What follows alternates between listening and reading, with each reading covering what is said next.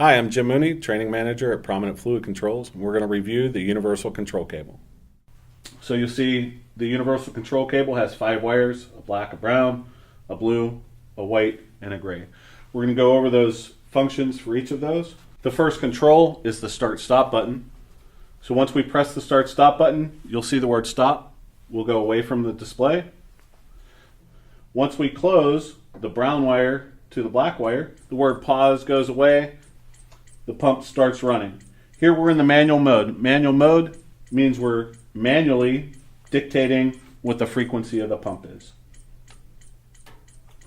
We need this closed in all modes of operation. The next mode of operation that we'll go through is the contact mode of operation. To program the pump to the contact mode of operation by pressing and holding the P key, we look for the word mode with the up or down arrow buttons. Once mode is flashing, we press the P key again quickly. Now we scroll with the up or down arrow button again until the word contact flashes. We press the P key once. Now the pump is in the contact mode of operation.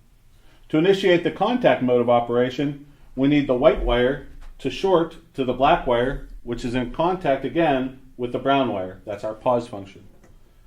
So every time we press this button, it's going to short our white wire to that black wire, which is contacted to the brown wire. One contact in, the pump strokes one time. We can manipulate that ratio with other options on the pump. The next mode of operation we'll talk about is the analog mode of operation. Typically that's a 4 to 20 milliamp signal. So again, we press and hold the P key until we see the word mode flashing.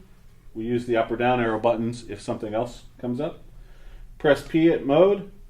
Now we scroll again with the up or down arrow key until we see the word analog flashing. We press the P key once quickly, and we're in the analog mode of operation.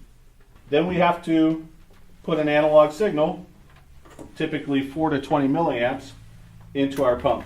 Now we have to put that input signal into our universal control cable. So we'll connect the negative of that signal to the black wire, which again is made to the brown wire with a dry contact, and the positive of that signal goes to the blue wire, back to the pump. So we're sending 4 milliamps. You can see 4 milliamps. Once the pump is at 4 milliamps, you'll see that it's going to stroke 0 times. We increase that to a quarter of the range, say 8 milliamps.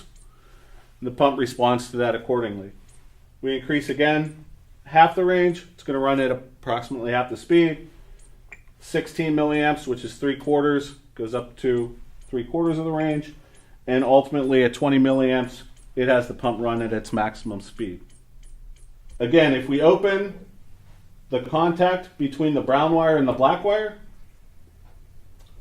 the pump goes into a pause, but the loop is still maintained. We still see 20 milliamps through that circuit. So if we had more than one pump, we could stop one pump independent of the other pump just by opening the dry contact between the brown wire and the black wire. The last thing we'll talk about is the auxiliary frequency. The auxiliary frequency lets us override any of the signals that we have going into the pump and run at a predetermined speed. So when we short the gray wire here to the black wire, which again is made to the brown wire, it's going to override our current signal, which is telling the pump to run at its maximum speed, and we run at this predetermined frequency. Here we predetermined that we wanted, once the gray wire is made through, again, a dry contact, we want the pump to run at 23 strokes per minute. And that is a summary of our universal control cable.